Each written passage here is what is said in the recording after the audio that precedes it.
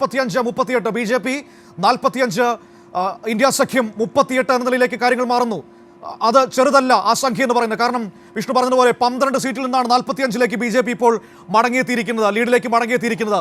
അപ്പോൾ ആ കുതിപ്പ് ചെറുതല്ല. അതിനെ അത്ര എളുപ്പം തള്ളിക്കളയാനും പറ്റുകയില്ല. വോട്ടെണ്ണലിൻ്റെ ഒരു പകുതി ഘട്ടം പോലും എത്തിയിട്ടില്ല. മനു, തീർച്ചയായിട്ടും അത്തരത്തിൽ തന്നെയാണ്.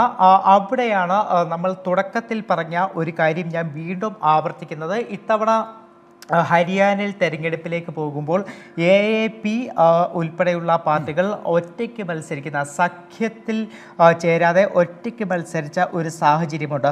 അപ്പോൾ ഹരിയാനയിലെ വോട്ടുകൾ, AAP നേടുന്ന വോട്ടുകൾ, ഏത് പക്ഷത്തിൻ്റെ വോട്ടുകളായിരിക്കും AAP നേടാൻ കഴിയുക? BJP വിരുദ്ധ വോട്ടുകൾ ഭിന്നിക്കപ്പെട്ടിട്ടുണ്ടോ എന്ന ചർച്ചകൾക്ക് തുടക്കം കുറിക്കുന്ന സമയം കൂടിയായി മാറുകയാണോ ലീഡ് നിലയിലെ ഈ മാറ്റം?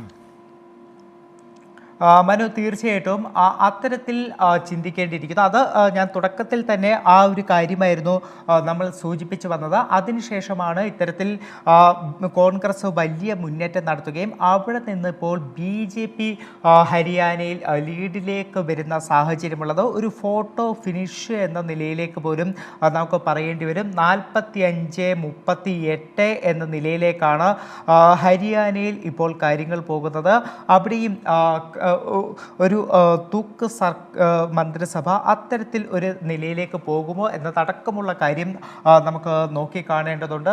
ആദ്യം നമ്മൾ ജമ്മു കാശ്മീരിനെ കുറിച്ചാണ് അത്തരത്തിലൊരു ഏറ്റവും ത്രില്ലിംഗ് ആയിട്ടുള്ള വോട്ടെണ്ണൽ പറഞ്ഞിരുന്നെങ്കിൽ ജമ്മു കാശ്മീരിൽ ഇപ്പോഴും കോൺഗ്രസ്, നാഷണൽ കോൺഫറൻസ്, CPM സഖ്യം 50 സീറ്റിൽ തന്നെ കൃത്യമായിട്ട് ലീഡോടുകൂടി അവിടെ കേവല ഭൂരിപക്ഷം മറികടന്ന് കൃത്യമായി തന്നെ അധികാരത്തിലേക്ക് പോകുന്ന തലത്തിലാണ് നമുക്ക് കാണാൻ കഴിയുന്നത്. പക്ഷേ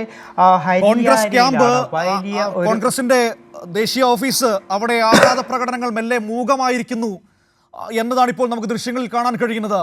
രാവിലെ മുതൽ വലിയ ആഘോഷം നമുക്ക് കാണുന്നുണ്ട്. പക്ഷേ ഹരിയാനയിലെ ഈ ഒരു തിരിച്ചുപോക്കിൽ, അല്ലെങ്കിൽ ഹരിയാനയിൽ BJP ലീഡ് കൂട്ടുന്നത് അവിടുത്തെ പ്രതീക്ഷകൾക്ക് മങ്ങലേൽപ്പിക്കുന്നുണ്ട്. മെല്ലെ മൂകമായി തുടങ്ങുന്നു.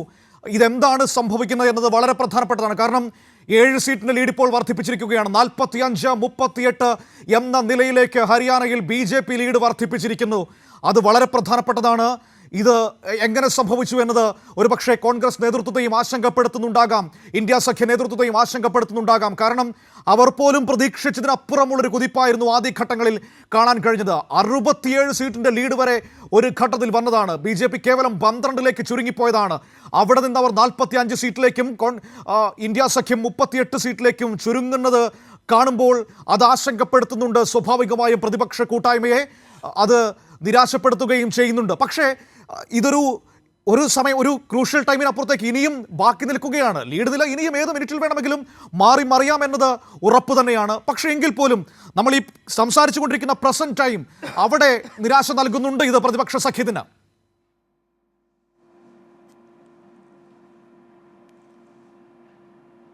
വിഷ്ണു? മനു, തീർച്ചയായിട്ടും അത്തരത്തിൽ തന്നെയാണ്.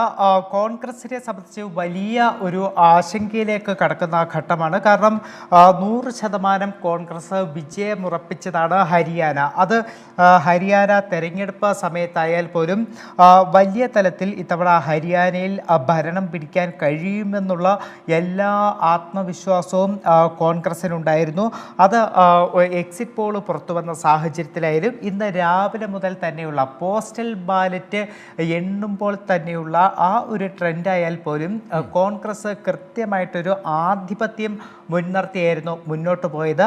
BJP 12 സീറ്റിലേക്ക് പോലും എത്തിയ സ്ഥലത്ത് നിന്നാണ്, അവിടെ നിന്നും ലീഡ് ഉയർത്തിയാണ് ഇപ്പോൾ BJP 45 സീറ്റിൽ BJP ഇപ്പോൾ മുന്നിട്ട് നിൽക്കുന്നത്.